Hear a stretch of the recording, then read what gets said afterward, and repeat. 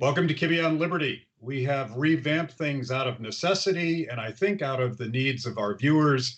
We're going to be talking about COVID-19 and all of the implications and all the things that you and I have to do to make sure that people are safe and that our economy and our liberties continue to flourish as we struggle with this.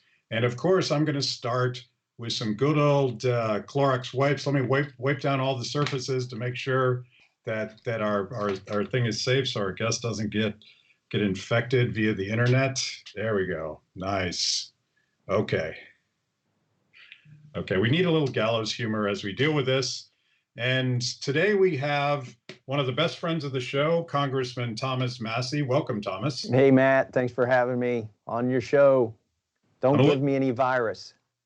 Yeah, we're virus-free here in voluntary quarantine. I'm a little bit jealous right now because I have voluntarily quarantined in the heart of Mordor, and I'm not sure that this is a safe place to be, even with my front door locked. I see that you're in the Shire. I am in the Shire. I haven't quarantined per se, but it's generally good here in the Shire right now, and in Kentucky in general, compared to other states. Yeah, and you're also a well-known, self-sufficient guy who produces your own energy and your own food. So I'm a little bit envious right now because I feel like that was a good decision on your part. We don't hoard food because we make food. Like, we know where to get more of it. Yeah. But, and I hope we'll talk about that. Farmers need to be remembered during this whole lockdown situation. Yeah, I definitely want to get into that because you've made some important statements and things that I think a lot of people are overlooking in terms of how we're going to keep people fed as we keep them safe. And I think a lot of politicians and a lot of self-anointed smart people don't seem to understand much about the distributed way that we grow and produce and get food to the doors of people in big cities like where I am right now. But let's get a quick congressional update first. You guys are passing $1 trillion bills faster than I can keep track. There's already been 2 pieces of legislation passed, and you guys are about to consider a third. Can you tell me what, as best you know, what's going on? Well, yeah, let me give a little bit of history. The first bill was an $8 billion bill, and it was to respond to the cause of all this, the coronavirus itself. And I voted for that bill. It had several things in it I didn't like, but I thought it was appropriate for the federal government to respond to the virus in a helpful way. There was a second bill which had a bigger price tag that required employers to give paid leave and whatnot to their employees. And I had some constituents in my district who were concerned about that bill. I didn't vote for that one. And there's going to be a third one now, and this is what the Senate is debating. The House is in recess right now, but the Senate is meeting. And I just heard that the Senate deal fell through, that Schumer and McConnell, whatever it was they were going to vote on, is no longer going to be voted on. So they think we'll have something in the next 48 hours that's probably going to have a price tag around $2 trillion. So it's certainly going to be in excess of $1 trillion. And there's a chance that the House will pass that by unanimous consent.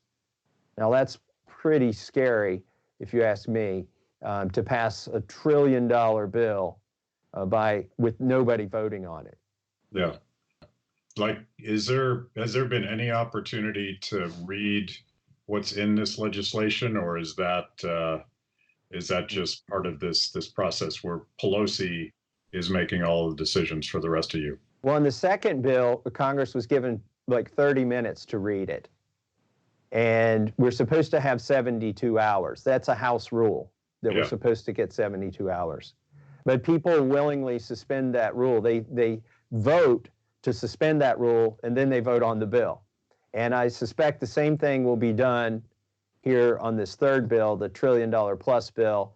I expect there'll be a vote to suspend that rule but nobody will be there to object to that vote. So it'll just happen without a vote. The rule will be suspended, and in less than 72 hours, it could be a matter of minutes. They'll pass it, and that wouldn't give us time to get back to Washington, D.C. to object, for instance. Yeah. Now, you've been sent home, and if you wanted to, could you go back and object, or is that just because of the sort of social distancing? I don't know what the rules are right now in terms of Congress.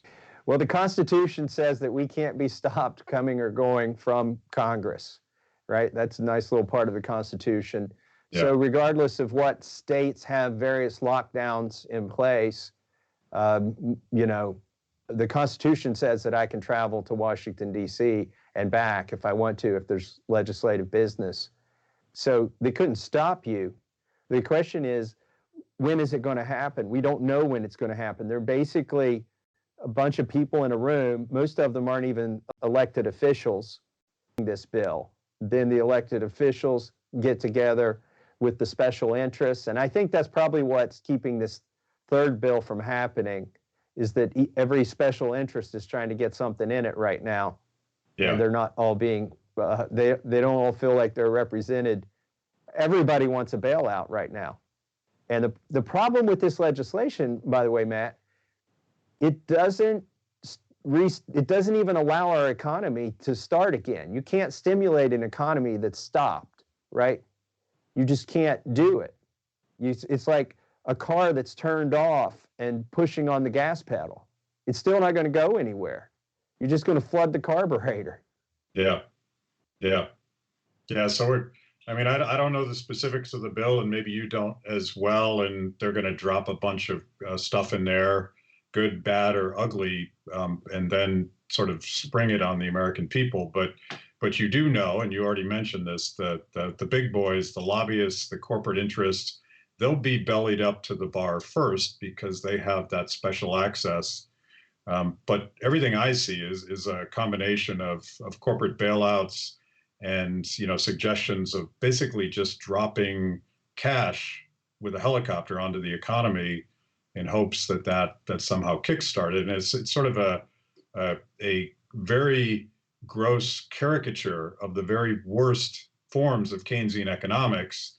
And as you say, if the economy shut down, if California and Ohio and New York and other states are just shutting down businesses left and right, it's not at all clear that any of that would have any good at all, particularly given that we're borrowing money that we don't have on top of a $23 trillion debt. It just seems like this is insane. The part of Keynesianism that works is you can enslave your children, right? You can borrow money and spend it to stimulate the economy. And that usually works, right? But yeah. And I'm no fan of Keynesianism, okay? But I'm just saying that you can eat your seed corn and get nourishment from it, okay? But then when it comes time to plant the corn, there's nothing there, and you're killing off your next crop. Yeah. But in this case, I don't even think that's going to work, because you're going to have more dollars chasing fewer goods. Somebody asked me, are the fundamentals of our economy sound? This was a couple of days ago, and they were citing economic indicators. And I said, whoa. The fundamental of any economy is people get up and go to work, and they make something or provide a service. And that basic thing is not happening right now. So I don't care what macroeconomic thing you try, the microeconomics are broken. They're stalled. And until we get that going, it's not going to get fixed. You can dump any amount of money on it, and it's not going to start it back up. Now, a lot of people will take advantage of that bill. People will squirrel some of that money away. Companies will buy back their stock probably, that sort of thing, although they're trying to figure out how to circumvent that. That's not to say there aren't certain people that are going to benefit from this bill. I just think overall it's not going to solve the problem. Yeah. The problem is the virus, right? Why don't we work on a bill that works on trying to solve this virus problem? Has there been any serious legislative efforts to reduce regulatory barriers and and health regulation barriers to medical innovations. I just read a story today that I believe the FDA finally gave 3M permission to distribute medical masks that were made for construction, so hadn't been approved for medical use. But of course, hospitals and healthcare professionals and people that want to be more safe don't have access to these things. And I'm asking myself, why did we just get that done today? Is there any serious effort at reducing some barriers where people could act and help themselves? I think there are a few rifle shots where they go in and they find one very specific thing that's gumming up the works, and they, provide some regulatory relief for that specific company in that specific circumstance. But what they need to do is just a widespread rollback of regulations in this area. And they better do it also on food production pretty soon. And people could argue, oh, you're going to make the food less safe. What food? What food is there going to be to eat if we keep the economy shut down for 3 months?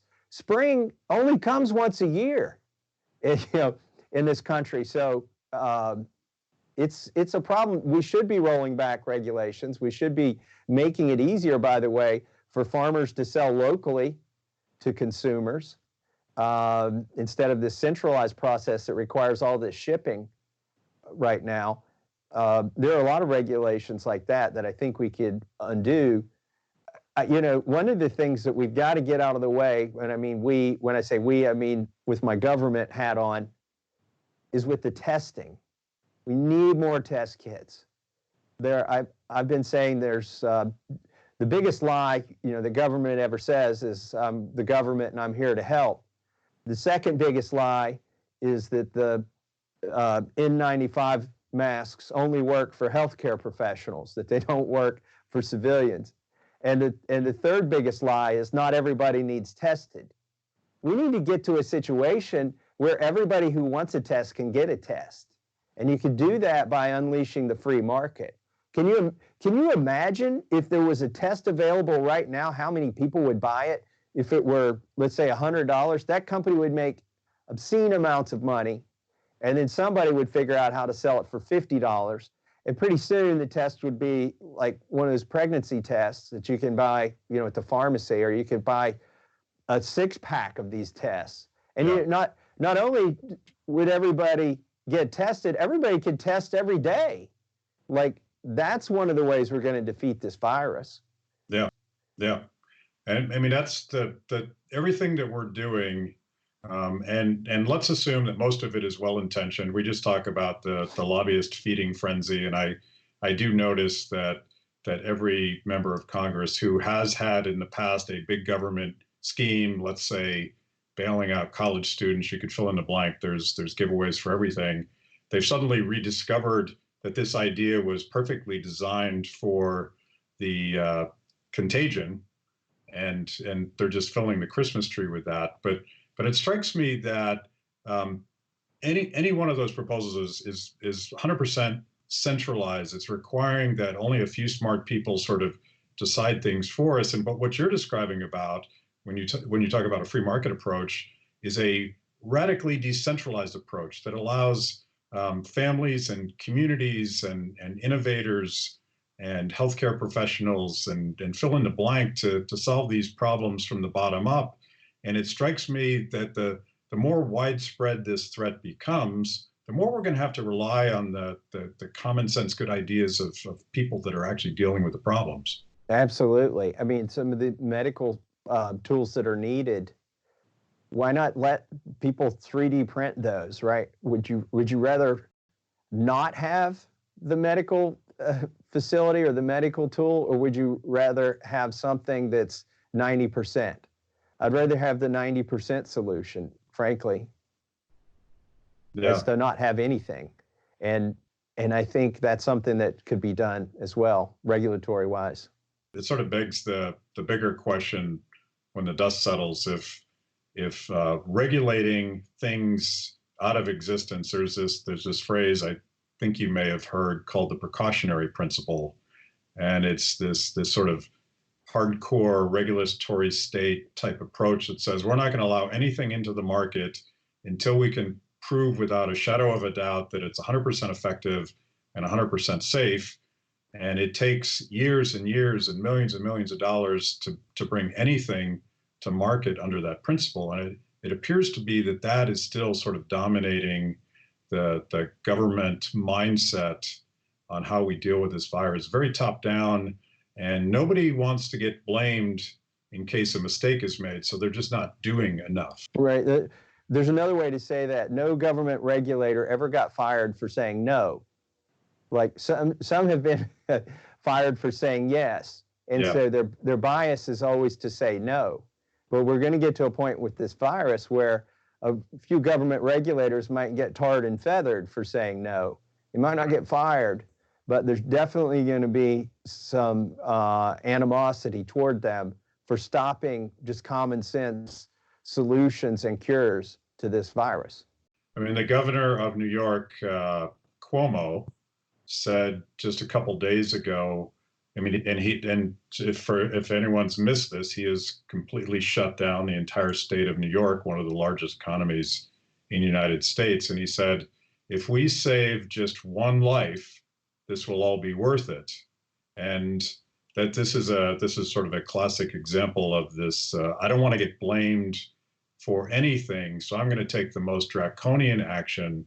I haven't really thought through the unintended consequences of what happens when I shut down entire economies, but that way I won't get blamed. Profound economic ignorance, and it's going to lead to lots of deaths and lots of suffering when they just shut everything down. Our governor is doing similar things. You end up with these issues at the state borders. So for instance, I have a company in my district today that contacted me and said, our governor says that essential companies can keep operating.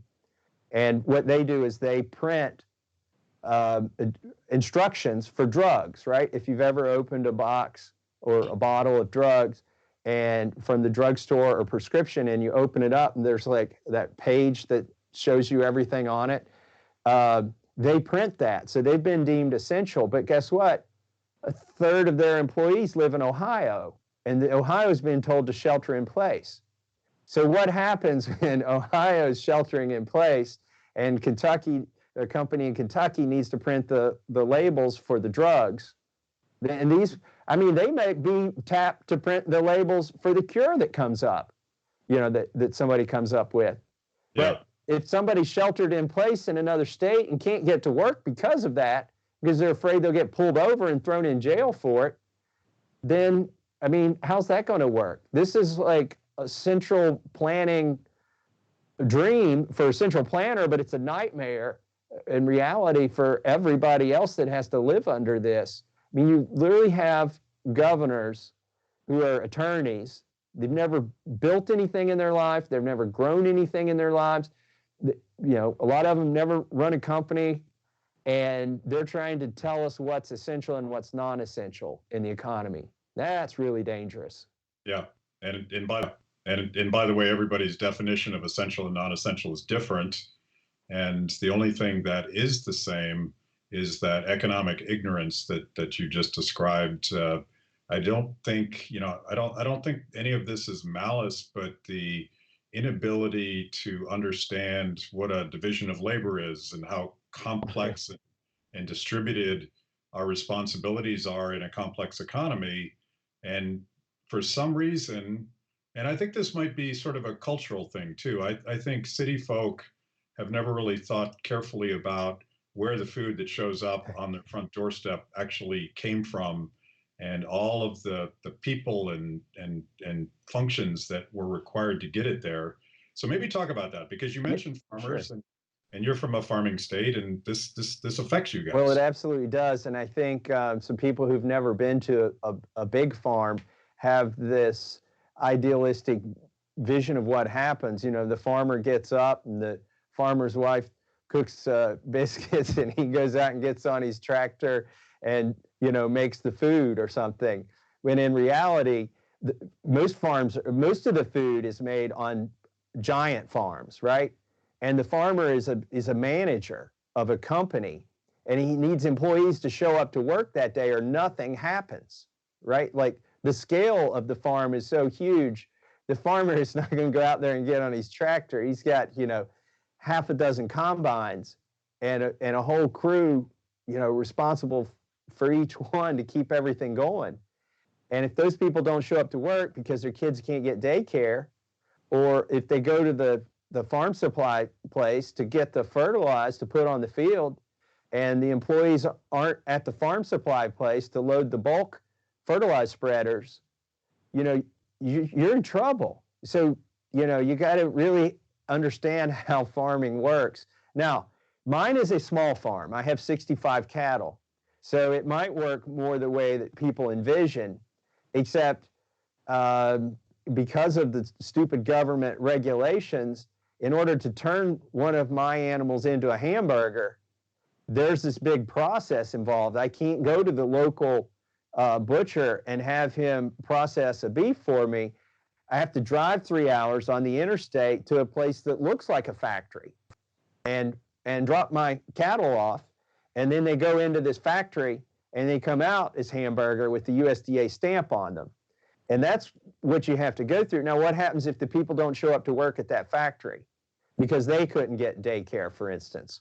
Or what happens if the hamburger grinder at that factory quits working and the machine shop is closed? All of that grinds to a halt.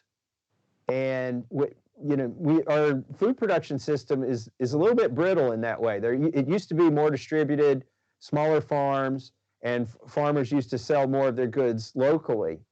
But as things consolidated, the companies that ended up as the aggregators, like the meat packers or the dairy cooperatives, they actually welcomed more regulation into their business because it became a barrier to entry for their competitors, and it made sure that the small farmer, instead of selling to consumers, went through that aggregator. And so the aggregators in this system love big government. They're cohabitants. Yeah. Literally, the USDA is sitting in the meat processor's plant. Yeah. And then the meat processor has a lobbyist sitting up at the USDA in Washington, D.C. And that's made our system more brittle because now all the food has to pass through just a few small points.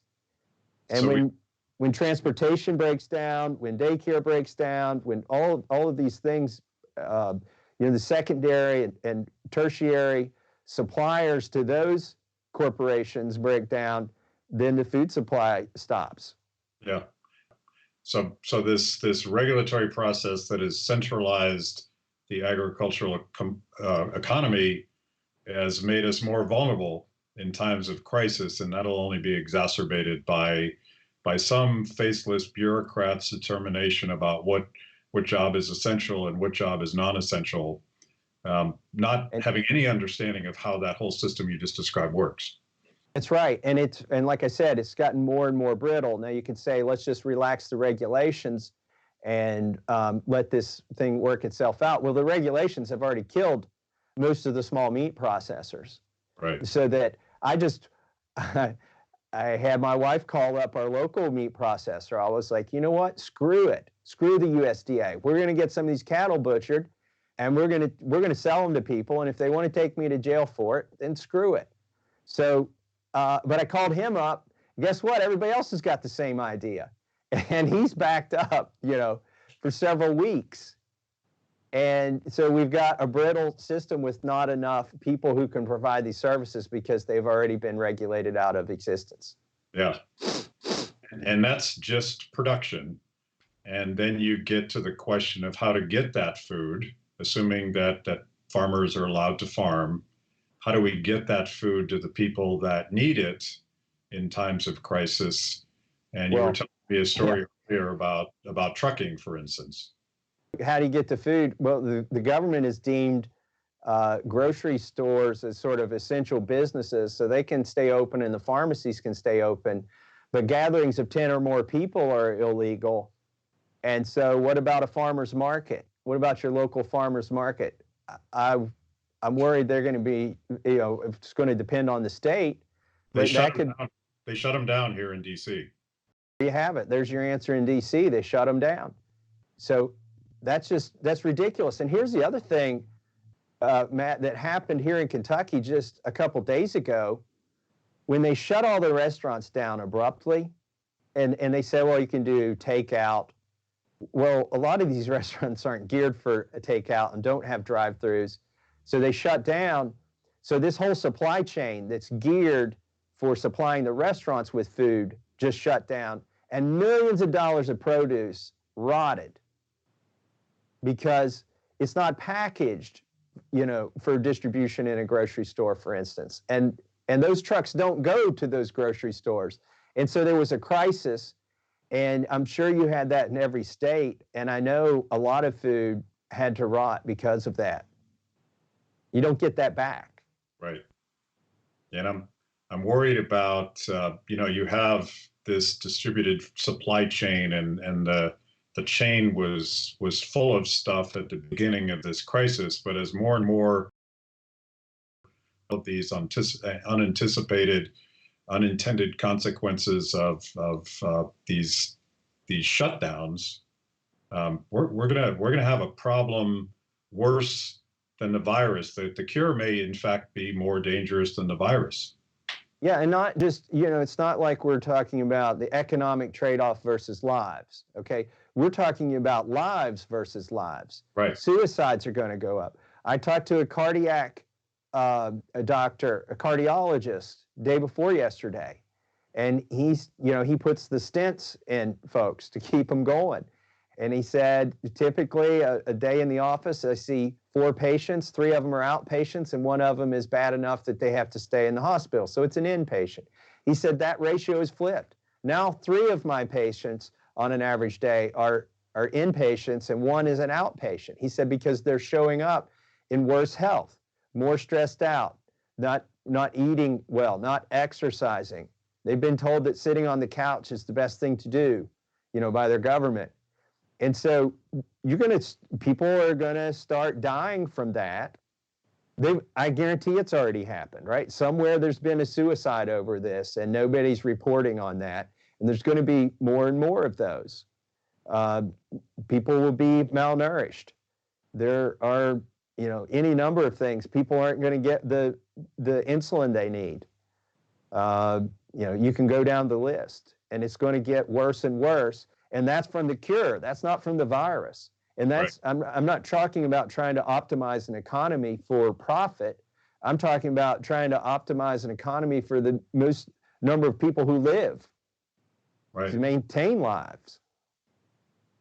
And just shutting down restaurants as an example, and it's a very narrow example because I think we've shut down a tremendous amount of businesses that support that entire consumer economy. These are all people that effectively just lost their jobs. So they don't necessarily have a way to pay for healthcare, to pay for food and shelter and electricity and all the things that we sort of take for granted in a modern economy. And I wonder what happens when unemployment benefits. I don't know how far you can go with that, because we're talking about essentially an unprecedented level of unemployment.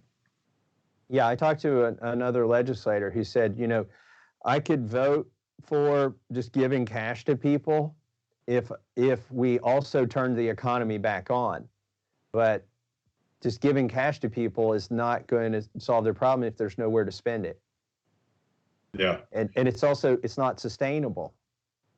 I mean, things are easy to turn off and hard to turn on. Yeah. And I'm an economist. I'm not a politician. You're actually an inventor more than a politician.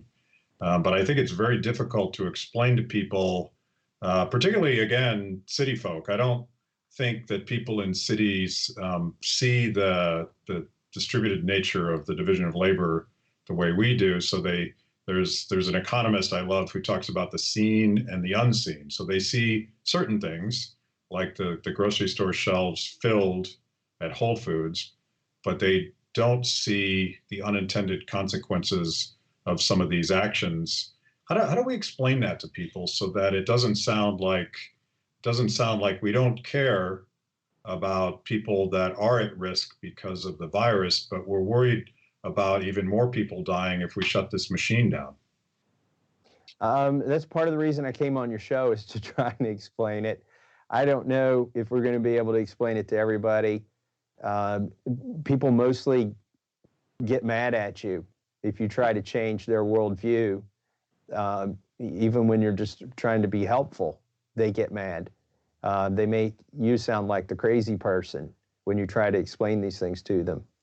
I don't know what the best way to do it is.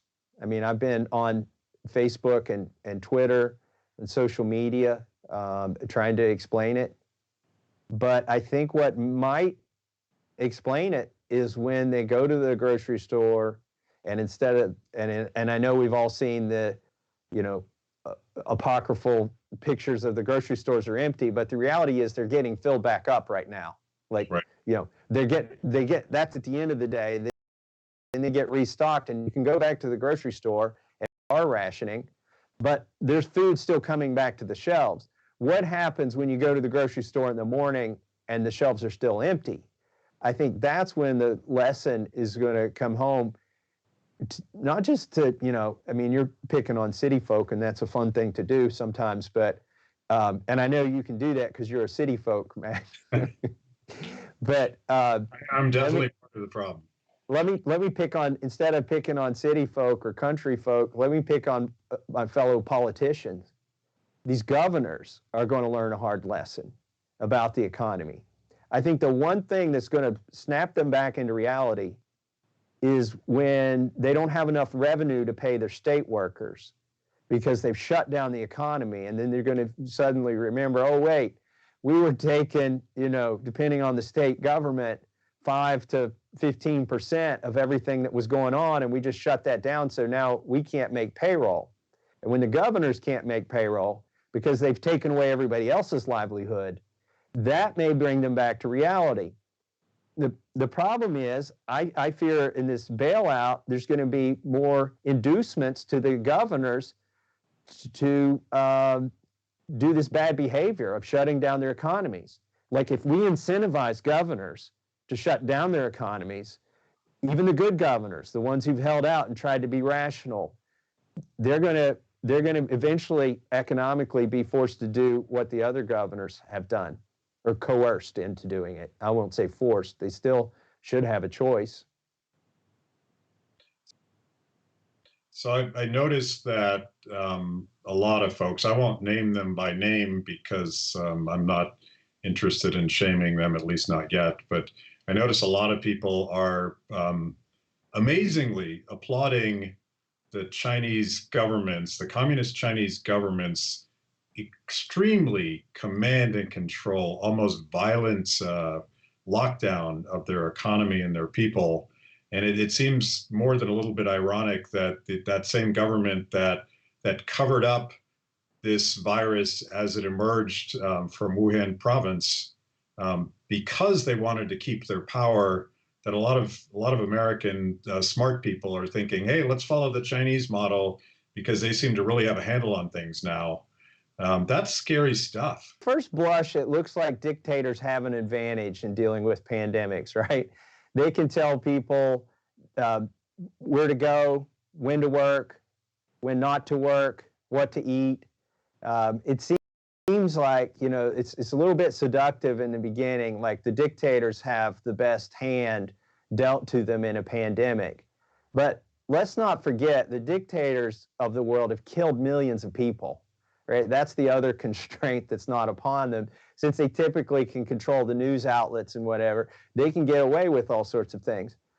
I've encouraged people not to give up on freedom and liberty and the free market and capitalism. Like, we have an advantage. We've always had an advantage in every crisis, and we've always come out ahead or better off than the dictatorships, not because we emulated them, but because we went in the other direction and we empowered people, not governments, to solve these problems. And that's what I think we should do. Let's talk about that, because we've been painting this dire scenario where it seems like governors, particularly the ones shutting down their economies, And there's plenty of federal legislators taking the same approach.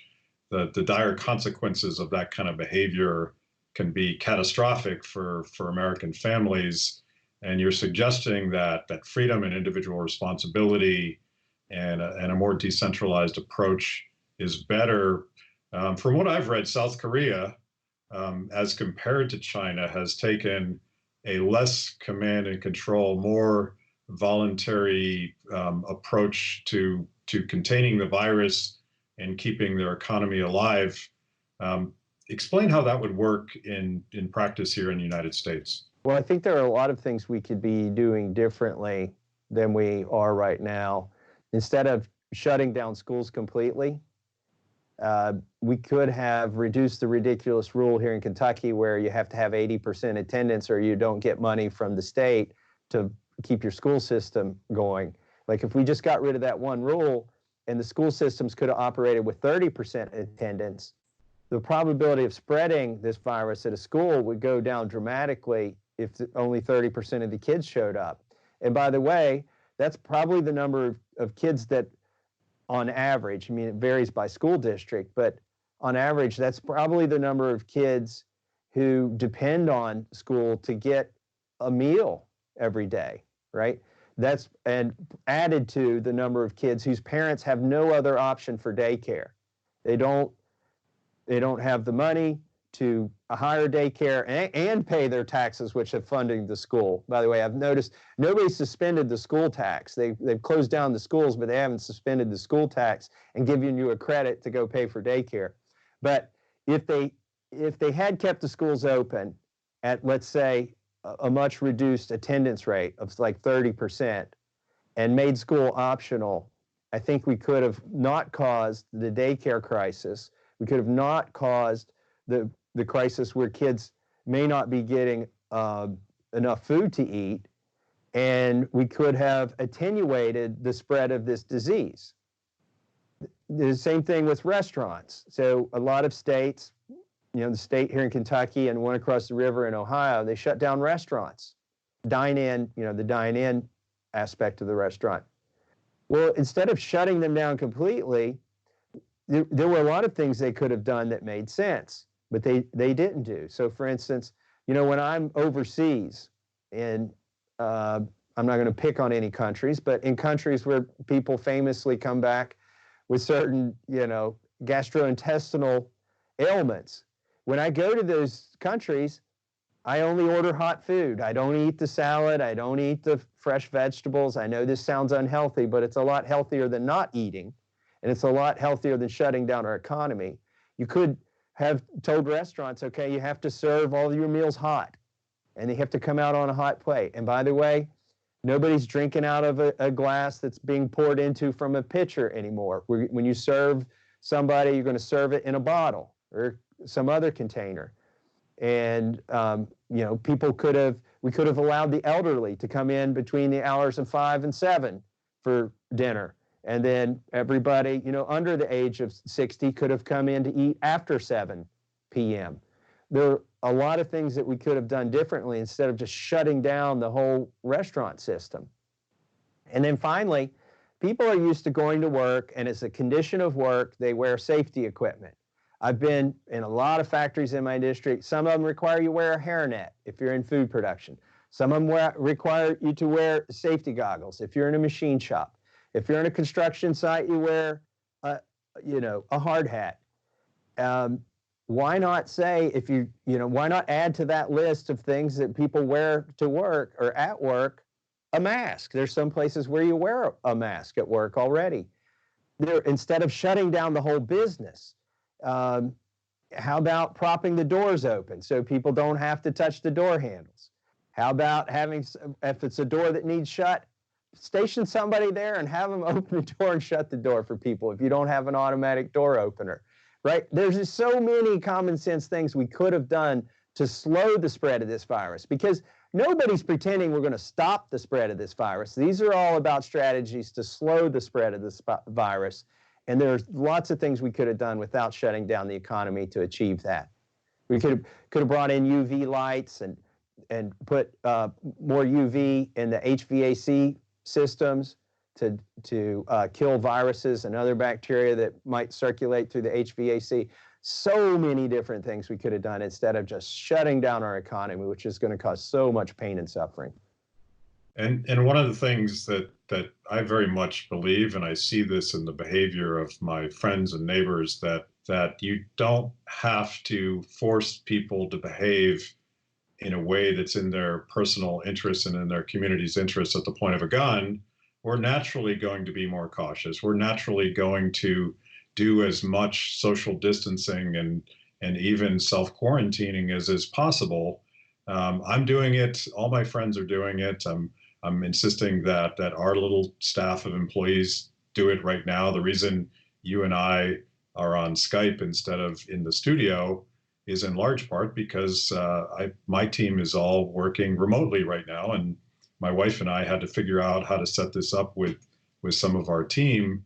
But of course, we're in the information economy, and going back to it's not city folk versus country folk, but I do think there's a cultural divide between those of us that work in, I call it the information economy, but it's all technology, very important part of our economy. And we have a certain privilege, if you will. We can work remotely. We can do a lot of the things that we've always done, being totally isolated from other people, but in large part because we don't get our hands dirty. We're not in the dirt. We're not working with other people that are producing things. And we need to make sure that those people are free to make responsible decisions as well, but we don't know what those best decisions are. No, and employers wanted, the employers I've talked to want to do the right thing. They would like to test their employees, for instance, not for the benefit of the boss, but for the benefit of all the employees who are there. Yeah. If your workforce is sick, then you're not going to have a productive business.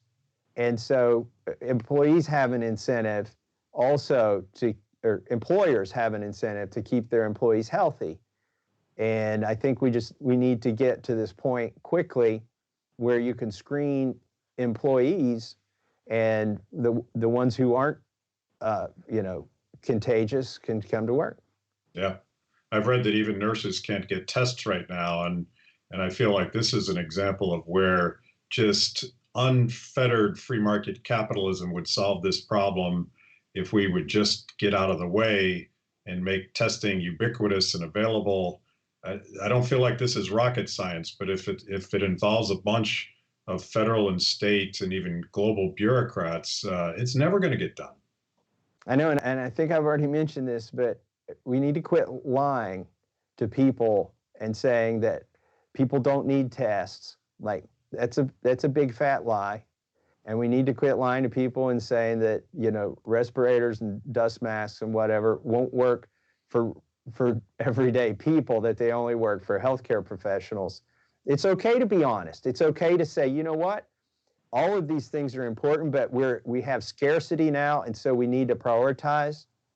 And that's okay to say that. And that way, when the free market solves this problem and people rush in with more of the personal protective gear and more of the tests, now everybody can get those tests.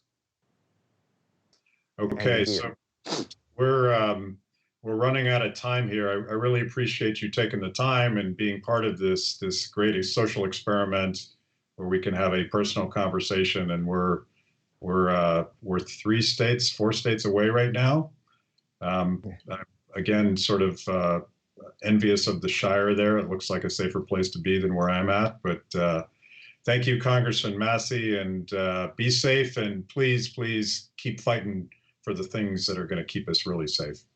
All right, I'm gonna fight for the things that keep us safe, and I'm gonna fight for the things that will allow people here in Kentucky to keep their jobs and to keep their businesses, because I'm concerned right now that what's coming out of Washington, D.C., the cures that are being proposed are worse than the disease.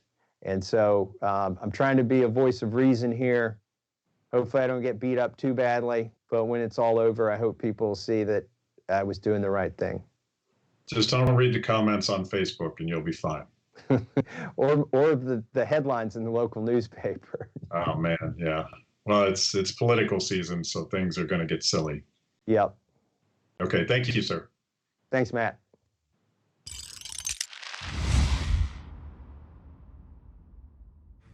Thanks for watching Kibbe on Liberty. By now, you know this is the most important event of your week. So make sure you subscribe on YouTube. Click the little bell so you get notifications. Kibbe on Liberty, mostly honest conversations with mostly interesting people.